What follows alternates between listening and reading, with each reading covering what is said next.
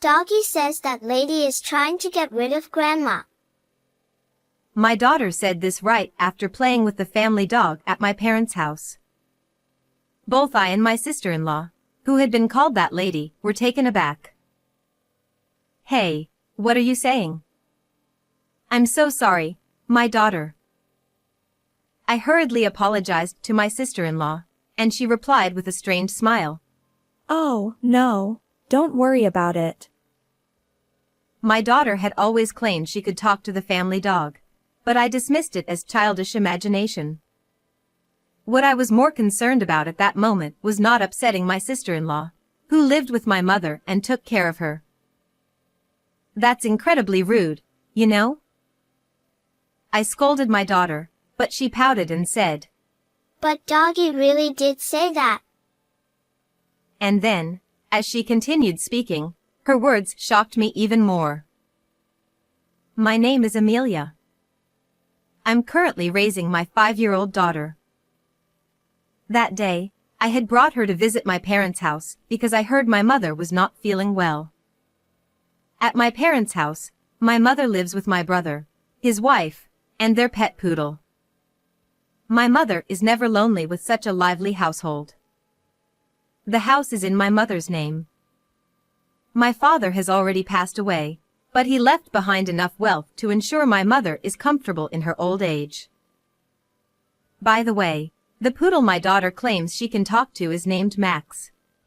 We've had him since before I got married and moved out, so he must be over 10 years old by now.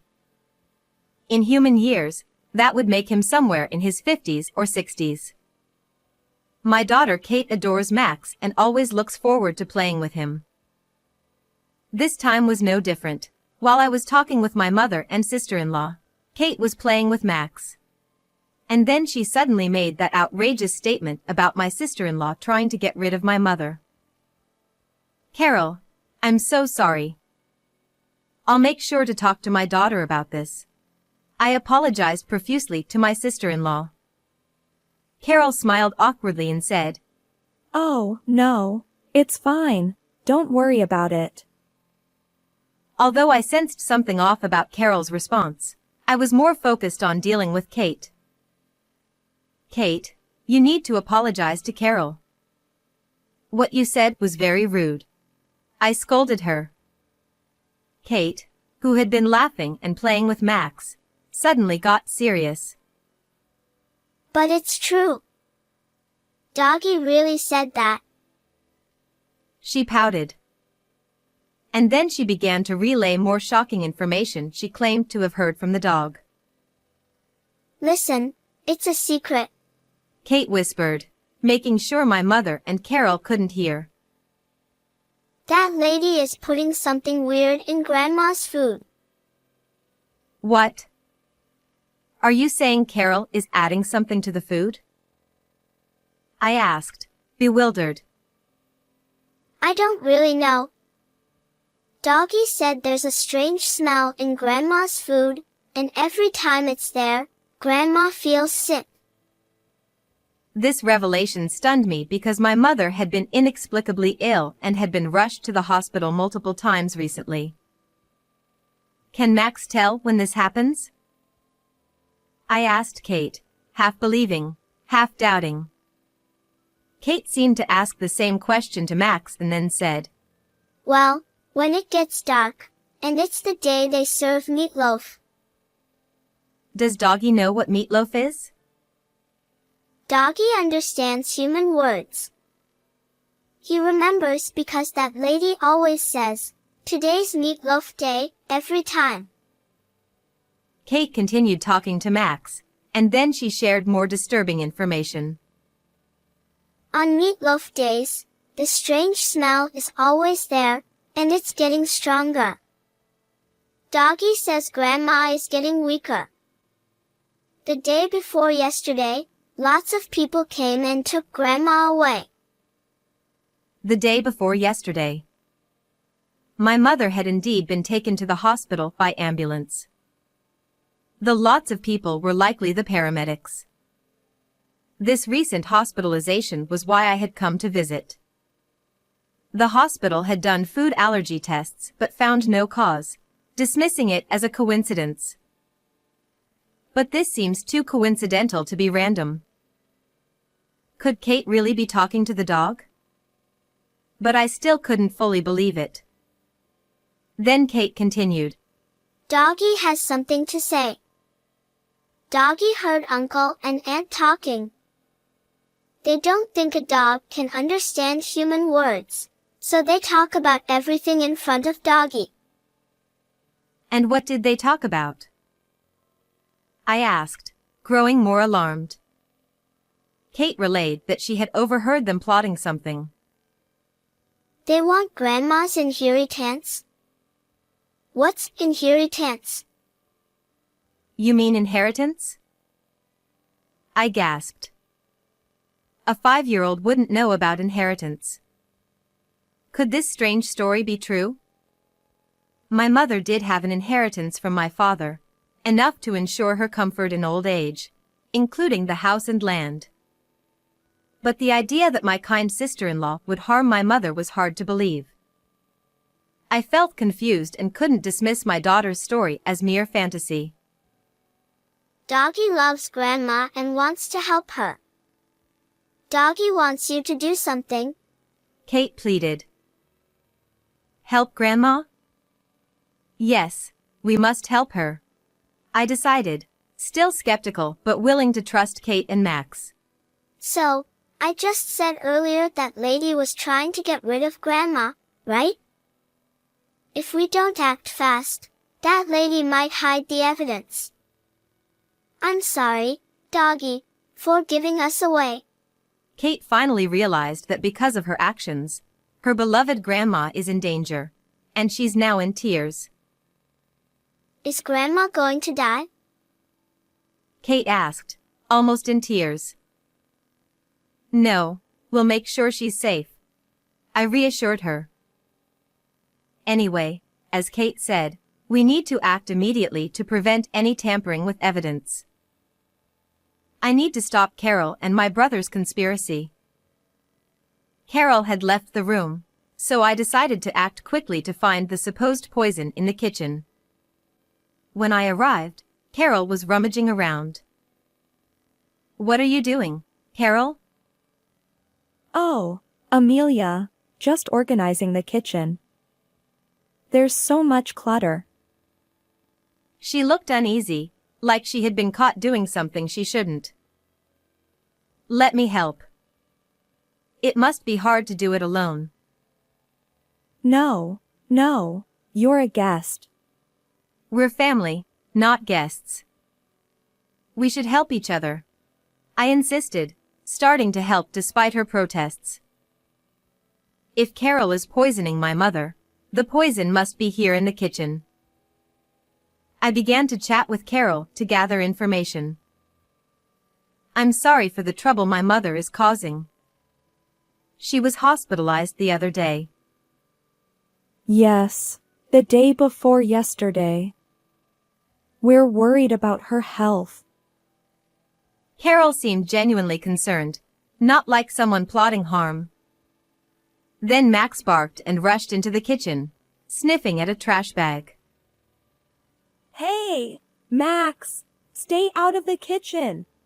Carol tried to stop him, but Max, despite being called a poodle, is a dignified adult dog. He is about the size of a medium-sized dog. Despite being over 10 years old, he is still strong and managed to break free from my sister-in-law, sticking his nose into the garbage bag to pull something from the trash. What's this? I asked, taking it from Max. It was a package of rat poison. It's still full. Why are you throwing this away? Well, you know, if Max happens to eat it like he did just now, that would be troublesome, right? It's about decluttering. Rather than that, if Max puts it in his mouth, it would be troublesome, so I'll put it out of reach. She tried to forcefully take it from Max, but he wouldn't let go of it. However, when I reached out, He casually handed it over to me. I'll put it away. I pretended to put it on a high shelf, secretly pocketing some of the poison. Then I continued helping Carol, determined to find evidence of her wrongdoing. Afterward, I returned to Kate with Max, took the poison bait out of my pocket, and showed it to Kate and Max. Max sniffed the poison bait and snorted. What do you think, Kate? What is Max saying? This is it. Max says it's the strange smell. It seems that what was mixed into the meatloaf was indeed this. In small quantities, the strong flavor of barbecue sauce could mask the strange taste. According to my mother, my sister-in-law usually cooked with very strong flavors. When my mother suggested lighter seasoning, my sister-in-law would say, Emil's taste buds are getting weaker. I want you to enjoy flavorful food. This makes sense if the goal was to disguise the taste of the poison bait in the meatloaf with the strong seasoning. I noticed a smell of barbecue sauce coming from the kitchen. Could it be? My sister-in-law was planning to finish my mother off today. I exchanged glances with my daughter. She nodded and gave Max an eye signal as well. The three of us were now fully united. I'm sorry, but it's almost time for dinner. Could you please leave? My sister-in-law gently spoke to me with a smile. It didn't look like the face of someone about to take a life. My daughter then came up with a clever idea.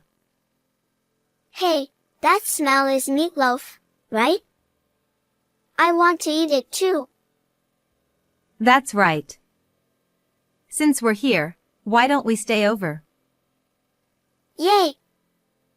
I can play with Doggy more. What? That would be inconvenient. My sister-in-law was visibly flustered, sweating nervously. What's inconvenient? The fact that you can't poison Mother? What are you talking about? You heard my daughter earlier, didn't you? She said you were trying to get rid of Grandmother, according to Doggy. My sister-in-law's expression changed from calm to a sharp glare. Are you seriously going to believe your daughter's imagination? Yes, I will. She's my daughter, after all. You and your daughter are crazy. But we have proof. I pulled the poison bait my sister-in-law had tried to discard out of my pocket. Her face turned pale. According to Kate, Max says he always smelled this poison in the meatloaf. You served meatloaf the day before yesterday too, right? How do you know that? My sister-in-law was visibly shaken. Kate heard it from Max. And every time meatloaf was served, my mom ended up in the hospital. Well, that was not intentional. So, you admit it. You mixed something in on purpose. My sister-in-law bit her lip, realizing her slip of the tongue. I already told my mother. She won't eat anything you make anymore. Why are you saying such awful things? Does everyone believe this delusional little girl? She pointed at my daughter with hatred, but Kate looked her straight in the eye, unafraid. Max stood in front of Kate, growling protectively. My sister-in-law recoiled in fear. There's no one left in this house to support you, including the dog. It wasn't on purpose. It just happened to get mixed in while cooking. I understand. If that's what you say, then I'll choose to believe Carol. Thank goodness. Amelia, you won't abandon me, right? Sister-in-law showed a relieved, bright smile, but I retorted to her like this. If that's the case, please let me eat the meatloaf you prepared for Mother. What? No, you can't do that. Why not? If it wasn't intentional, then there shouldn't be a problem today, right? I pressed her, and she lowered her head, unable to say anything. Max said my brother was part of the plan. Is that true? She reluctantly nodded. You might as well give up. I'll call the police once my brother returns. My sister-in-law whimpered and collapsed in tears. But why serve meatloaf today? You just served it the day before yesterday. It had to be today. I needed MIL gone quickly because debt collectors are coming. I promised to pay off the debt with the inheritance.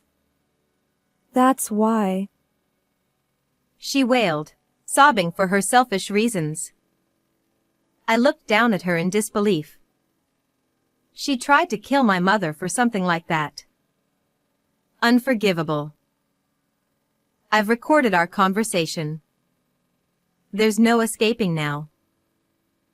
My sister-in-law repeatedly apologized, bowing her head. Kate looked puzzled. Is it over? Is Grandma safe now? Max licked her cheek reassuringly. Later, my brother was arrested by the police who had arrived earlier. He tried to deny everything. I didn't do anything. I didn't know.